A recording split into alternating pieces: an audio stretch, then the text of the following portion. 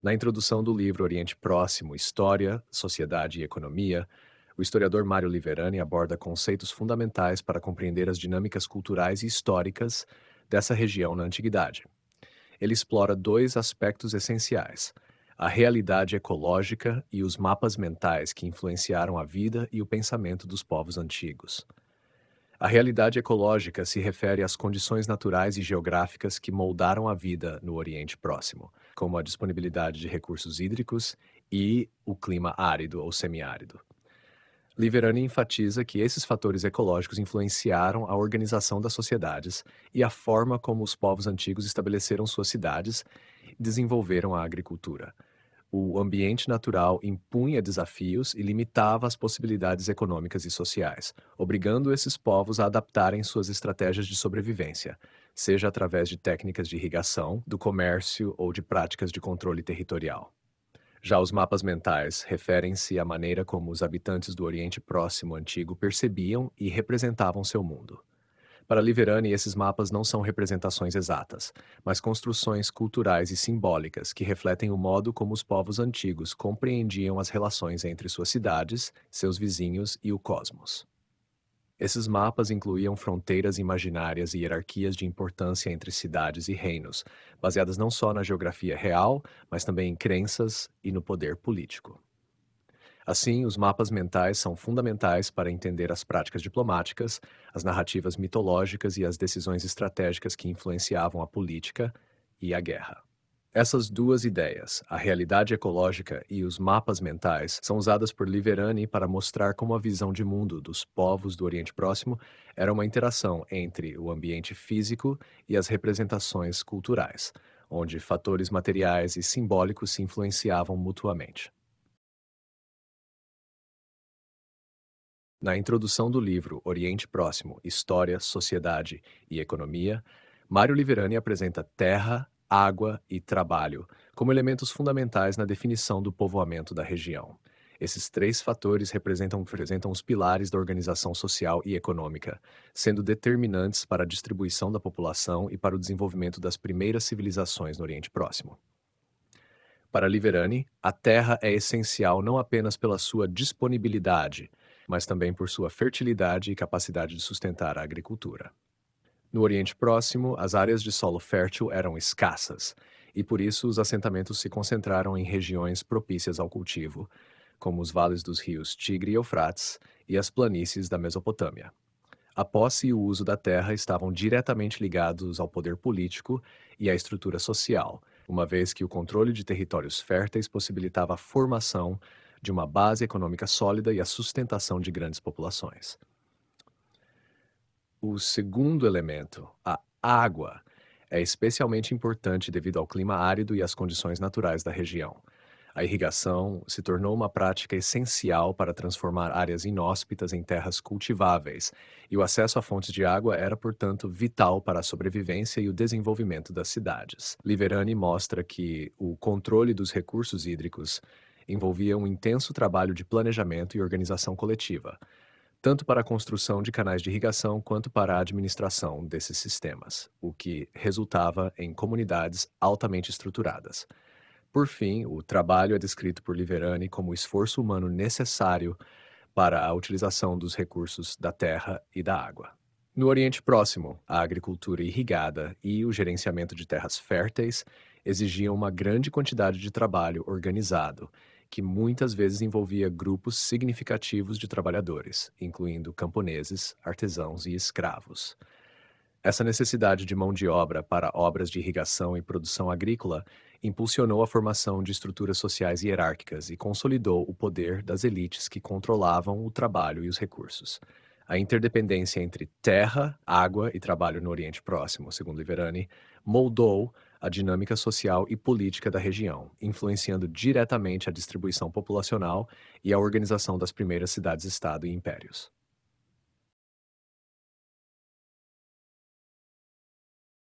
Mário Liverani, ao discutir o povoamento no Oriente Próximo Antigo, analisa a dinâmica do crescimento e da reorganização das populações através de conceitos como crise, descontinuidades, fatores quantitativos e fatores estratégicos.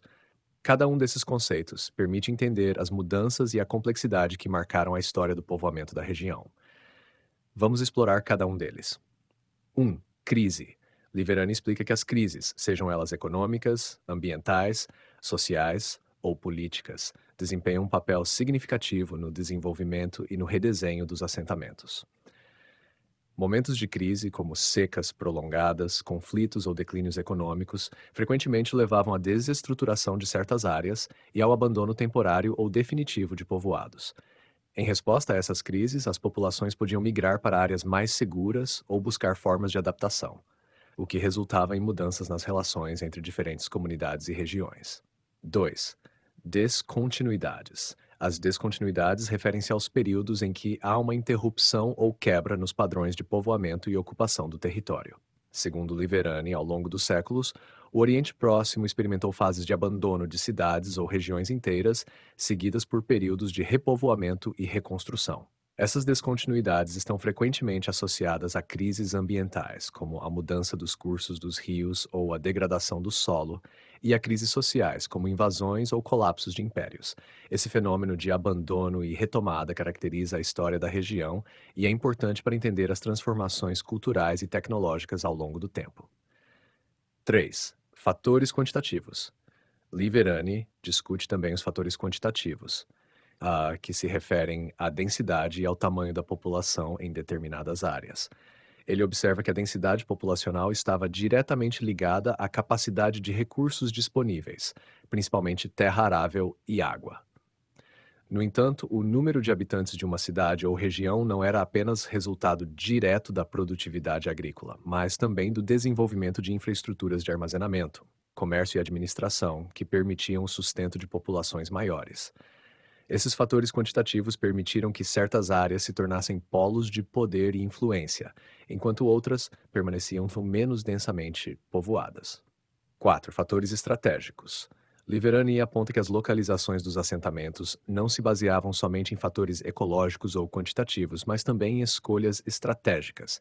Isso incluía a proximidade a rotas de comércio, a defensibilidade do local e acesso a recursos específicos, como metais ou pedras preciosas.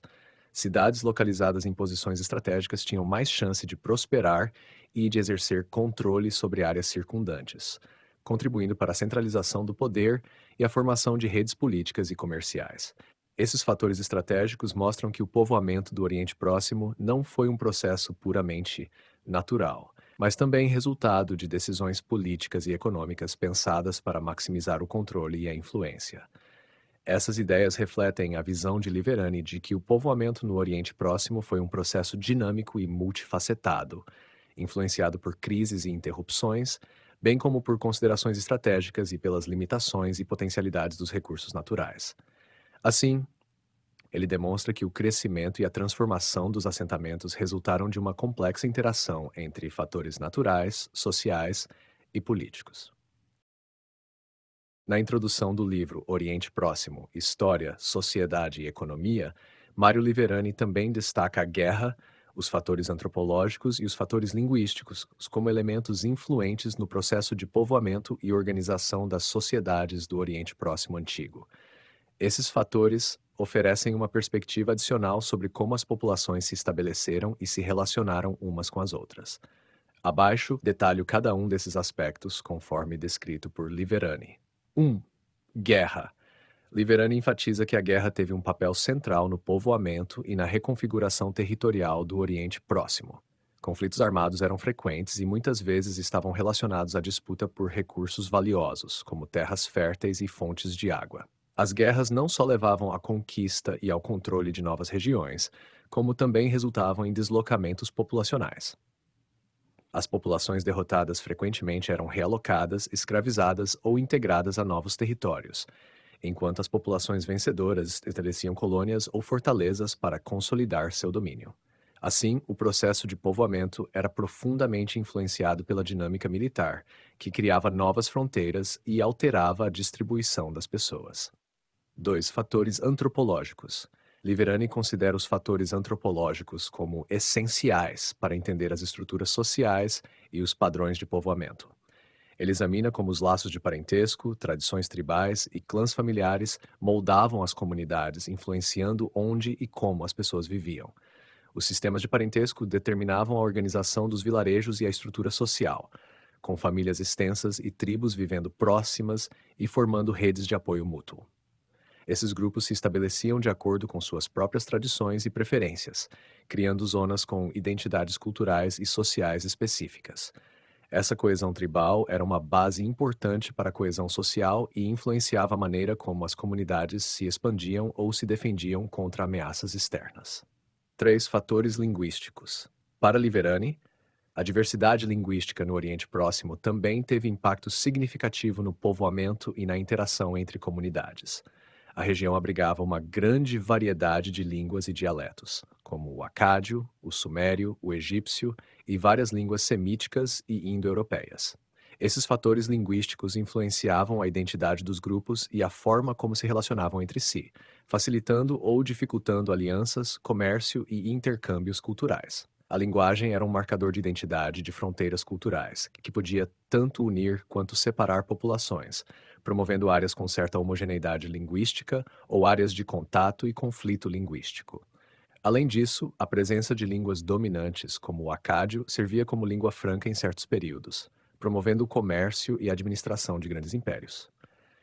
Esses fatores, guerra, aspectos antropológicos e questões linguísticas, revelam como o povoamento no Oriente Próximo não era um processo unicamente natural ou econômico, mas sim profundamente influenciado por interações humanas complexas. A guerra redefinia territórios e movimentava populações.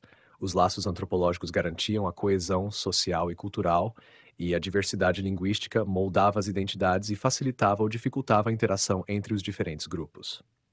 Assim, Liverani destaca que o povoamento da região foi o resultado de uma teia de fatores sociais, culturais e políticos interdependentes. Na introdução do livro Oriente Próximo, História, Sociedade e Economia, Mário Liverani apresenta o conceito de estagnação oriental para discutir o desenvolvimento tecnológico das civilizações do Oriente Próximo em comparação com o surgimento de ideias e inovações na Grécia Antiga, frequentemente chamado de milagre grego. Essa análise busca explicar por que o desenvolvimento cultural e tecnológico grego foi considerado, por alguns historiadores, um avanço significativo em relação aos povos orientais, mesmo que estes tivessem sociedades mais antigas e avançadas em muitos aspectos. O termo estagnação oriental, usado por Liverani, se refere a um suposto bloqueio no progresso tecnológico e científico das civilizações do Oriente Próximo. Na visão dele, estagnação pode ser compreendida dentro do contexto de sociedades fortemente estruturadas, onde a tecnologia e o conhecimento eram controlados pelas elites religiosas e políticas. Esse controle limitava a inovação, pois a produção de conhecimento tendia a ser conservadora, voltada para a manutenção do status quo e da estabilidade social e religiosa. Com o poder concentrado em poucas mãos e o conhecimento restrito, o desenvolvimento de novas tecnologias e ideias foi, em certa medida, freado. Liverani sugere que esse modelo resultou em uma lentidão no progresso tecnológico e científico ao longo dos séculos. Esse cenário, conforme Liverani, contrasta com o que ficou conhecido como o milagre grego. Diferente das sociedades orientais, as cidades-estado gregas tinham uma estrutura social e política mais aberta, com um ambiente intelectual mais dinâmico e menos centralizado. Na Grécia, o surgimento da filosofia, da matemática e das ciências ocorreu em um contexto onde o questionamento e o debate eram incentivados, especialmente em locais como Atenas, onde a democracia direta permitia que um maior número de cidadãos passe das discussões sobre temas públicos. Essa liberdade para explorar novas ideias e questionar as explicações tradicionais criou condições propícias para o desenvolvimento de novos conceitos em física, matemática, medicina e ética. Liverani argumenta, portanto, que o chamado milagre grego pode ser compreendido, em parte, como uma resposta à estagnação oriental. Enquanto as civilizações do Oriente Próximo acumulavam conhecimento técnico e prático, através de uma tradição consolidada e conservadora, a Grécia se beneficiou de um ambiente intelectual onde as inovações eram mais bem aceitas e incentivadas. Essa diferença na abordagem ao conhecimento e à tecnologia ajudou a impulsionar o progresso grego em relação a alguns campos do saber, como a filosofia natural e a matemática. Em resumo, Liver utiliza a estagnação oriental para contextualizar o ambiente mais conservador das sociedades do Oriente Próximo, em contraste com o dinamismo intelectual grego. Para ele, o milagre grego não foi um evento isolado e inexplicável, mas um resultado das condições sociais e políticas que incentivaram a inovação, em contraste com o bloqueio que caracterizava as sociedades orientais mais hierarquizadas e rígidas.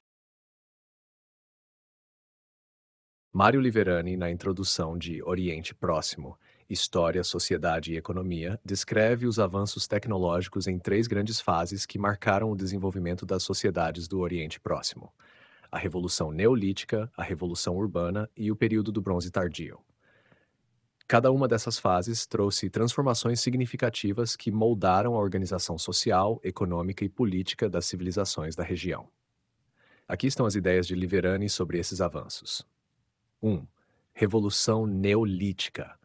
A primeira fase, a Revolução Neolítica, ocorreu por volta de 10.000 anos antes da Era Comum e é caracterizada pela transição das sociedades de caçadores-coletores para comunidades agrícolas e sedentárias. Os principais avanços tecnológicos dessa fase incluem a domesticação de plantas e animais, o desenvolvimento da agricultura e a produção de cerâmica. Esses avanços permitiram que as populações se estabelecessem em locais fixos, formando os primeiros povoados. A agricultura forneceu uma fonte de alimento estável, possibilitando o crescimento populacional, enquanto a criação de animais facilitou o trabalho e o transporte. A cerâmica foi fundamental para o armazenamento de alimentos e líquidos, o que contribuiu para a segurança alimentar e para o surgimento das primeiras economias de excedentes. 2. Revolução Urbana. Rebração urbana. A segunda fase, chamada por Liverani de Revolução Urbana, ocorreu entre os anos 4.000 e 3.000 antes da Era Comum e representa o surgimento das primeiras cidades e estados organizados. Nessa fase, houve avanços tecnológicos importantes, como o desenvolvimento da escrita, que permitiu o registro de transações e administração das cidades. Além disso, técnicas avançadas de construção e engenharia surgiram, com edificações monumentais, templos e palácios que simbolizavam o poder político e religioso. A invenção da roda e a introdução de veículos sobre rodas facilitaram o transporte e o comércio entre as cidades, estimulando a economia e o intercâmbio cultural. Essa fase também testemunhou o surgimento de uma divisão social do trabalho, com artesãos especializados que produziam ferramentas de metal e objetos de luxo, aumentando a complexidade econômica e social das sociedades. 3. Bronze Tárdio. A terceira fase, mencionada por Liverani, corresponde ao período do Bronze Tárdio, entre os anos 1500 e 1000 antes da Era Comum. Esse período é marcado pela produção em larga escala de bronze, uma liga de cobre e estanho, que trouxe grandes avanços na fabricação de armas, ferramentas e utensílios. Com o bronze, as sociedades conseguiram desenvolver armas mais eficientes, o que aumentou o poder militar e incentivou a formação de impérios e alianças entre reinos. A metalurgia do bronze impulsionou o comércio de longa distância, pois o estanho e o cobre, componentes do bronze, eram recursos raros e exigiam redes comerciais que conectavam diversas regiões. Além disso, o período do Bronze Tárdio foi caracterizado pela centralização política e pela formação dos primeiros impérios territoriais, apoiados em burocracias complexas e administradas por meio de registros escritos. A organização administrativa, juntamente com a tecnologia do bronze, permitiu o controle de vastas áreas e populações, consolidando a estrutura de poder das elites e reforçando o papel dos estados na organização social. Essas três fases descritas por Liverani mostram como os avanços tecnológicos no Oriente Próximo impulsionaram transformações sociais profundas, desde a organização básica da sociedade agrícola na Revolução Neolítica até a complexa estruturação das cidades-estado e impérios na Revolução Urbana e no Bronze Tardio. Cada uma dessas fases representa não apenas inovações técnicas, mas também novos modos de organização econômica e social, moldando o caminho para a formação das primeiras civilizações complexas. Na introdução de Oriente Próximo, História, Sociedade e Economia, Mário Liverani aborda as interpretações sobre o modo de produção nas sociedades do Oriente Próximo Antigo e apresenta uma análise crítica tanto da leitura marxista quanto da leitura econômica clássica, considerando-as limitadas para explicar a complexidade dessas sociedades. Além dessas, ele sugere uma interpretação própria, que busca uma visão mais integrada dos fatores econômicos, sociais e políticos da região. 1. Leitura marxista. Modo de produção asiático.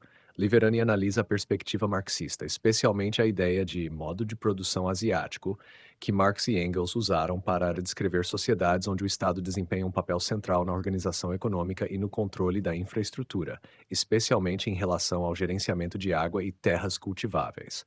Segundo essa visão, o poder político e econômico se concentra no Estado, que controla os recursos fundamentais e, portanto, o trabalho da população. No Oriente Próximo, isso se traduziria em sociedades onde o Estado monopoliza a terra e os recursos hídricos, obrigando os camponeses a trabalhar em grandes obras de irrigação e produção agrícola controladas centralmente. No entanto, Liverani considera essa leitura reducionista e insuficiente, pois ela simplifica a diversidade e a complexidade das sociedades orientais, ignorando as variações locais e as diferentes formas de organização social que iam além do controle estatal centralizado. 2. Leitura econômica clássica. Liverani também critica a leitura econômica clássica, que tende a interpretar as sociedades antigas, principalmente em termos de economia de mercado e de princípios modernos de oferta e demanda. Essa visão aplica conceitos de economia de mercado de forma anacrônica, sugerindo que as forças econômicas eram determinantes nas decisões políticas e sociais, de forma semelhante ao capitalismo contemporâneo. Liverani argumenta que essa abordagem ignora o papel crucial das relações sociais e religiosas, que eram fundamentais na estrutura econômica do Oriente Próximo. A economia dessas sociedades não era orientada pelo lucro e pela acumulação individual, mas pela redistribuição e pelo controle estatal ou templário dos recursos, com as instituições religiosas e políticas ocupando um papel de destaque na gestão econômica. 3. Interpretação própria. Leitura integrada. Como alternativa, Liverani propõe uma abordagem mais integrada, que leva em conta as particularidades culturais, religiosas e sociais do Oriente Próximo. Ele sugere que, ao invés de aplicar teorias modernas de economia ou modelos marxistas universais, é mais adequado entender essas sociedades a partir das suas próprias estruturas de poder e organização. Liverani enfatiza que o Oriente Próximo possuía modos de produção em que o controle sobre a terra, a água e o trabalho era exercido por elites políticas e religiosas em um sistema complexo de redistribuição. Esse modelo de redistribuição não funcionava como o mercado moderno, mas como um sistema em que as instituições, como templos e palácios, recebiam tributos e ofereciam proteção e sustento à população em troca de trabalho e lealdade. Esse sistema criava uma interdependência entre as elites e as classes trabalhadoras, sustentando a hierarquia social sem as noções modernas de propriedade privada e lucro. A interpretação de Liverani é, assim, uma leitura mais contextual e menos dogmática, que reconhece a especificidade das sociedades do Oriente Próximo e a importância de fatores que vão além das interpretações econômicas tradicionais. Ele propõe, então, que o estudo dessas civilizações antigas exige uma compreensão das dinâmicas de poder, da religião e das práticas de redistribuição, que estruturavam a economia e a sociedade de forma distinta dos modos de produção posteriores. Na introdução de Oriente Próximo, História, Sociedade e Economia, Mário Liverani explora as expressões ideológicas das sociedades do Oriente Próximo como um componente fundamental para entender a estrutura e a coesão dessas culturas. Ele argumenta que a ideologia exercia um papel crucial ao legitimar a organização social, o poder político e as estruturas econômicas, refletindo e reforçando as relações de poder. Abaixo estão as principais ideias de Liverani sobre essas expressões ideológicas. 1. Função de legitimidade. Liverani destaca que as expressões ideológicas serviam para legitimar a autoridade das elites e das instituições centrais, como os reis, os templos e a nobreza. Por meio de mitos, rituais e símbolos, as elites conseguiam justificar sua posição de poder e o controle sobre os recursos e a população. Um exemplo disso são os mitos de origem e as narrativas de eleição divina dos reis, que afirmavam que o poder dos monarcas era concedido pelos deuses e, portanto, inquestionável. Isso fortalecia a estabilidade política e a obediência dos súditos, que viam o governo como algo determinado por forças sagradas. 2. Relação com a religião. As expressões ideológicas estavam fortemente associadas à religião, uma vez que as crenças e práticas religiosas permeavam a vida cotidiana e justificavam a ordem social e política. Liverani observa que os templos e o sacerdócio desempenhavam papéis centrais na disseminação da ideologia, apresentando as leis e as ordens das elites como instruções divinas. As cerimônias e os rituais reforçavam o papel das elites religiosas e políticas, criando um senso de continuidade e estabilidade que era transmitido de geração em geração. 3. Simbologia e monumentalidade. Outro aspecto que Liverani destaca é o uso de construções monumentais e obras de arte para expressar o poder e a ordem estabelecida. As grandes edificações, como templos, zigurates e palácios, não eram apenas estruturas funcionais, mas também símbolos ideológicos que representavam o poder, a prosperidade e a proteção divina concedida à cidade ou ao reino. Essas obras demonstravam a capacidade das elites de mobilizar recursos e mão de obra, ao mesmo tempo que impunham um senso de reverência e respeito entre a população. 4. Narrativas históricas e propaganda. Liverani também aponta que a elaboração de registros históricos e a propaganda eram expressões ideológicas importantes. Os reis e governantes encomendavam inscrições e estelas que narravam suas conquistas, vitórias militares e obras públicas, sempre enfatizando sua legitimidade e sua capacidade de proteger o povo. Essas narrativas eram frequentemente exageradas ou idealizadas para promover a imagem do governante como um herói divino ou um protetor da ordem, perpetuando a autoridade e a estabilidade da dinastia. Nor 5.